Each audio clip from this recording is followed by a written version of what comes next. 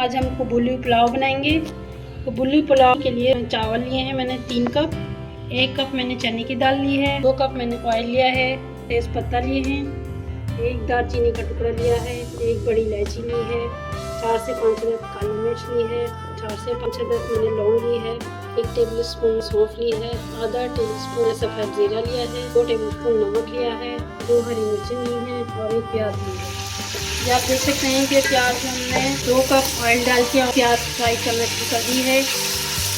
तो प्याज ब्राउन हो चुकी है। इसमें पहले मैं गरम मसाला डालूंगी, क्योंकि मैंने लिया है सफ़ेद जीरा और सौंफ इसमें शामिल कर दूँगी। अच्छी तरह फ्राई करेंगे।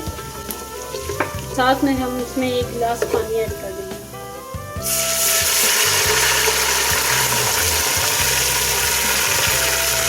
और तकरीबन 20 से 25 मिनट के लिए हम दाल को पकाएंगे दरमियानी आंच पे।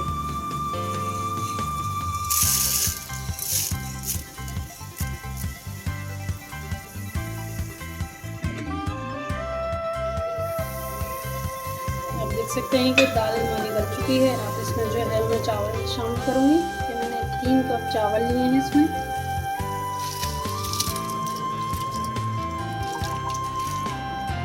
15 से 20 मिनट चावलों को मैं पकाऊंगी।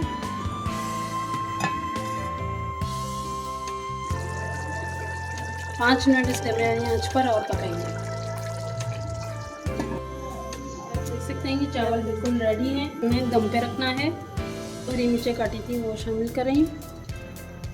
10 से 15 मिनट दम पे रख देंगे।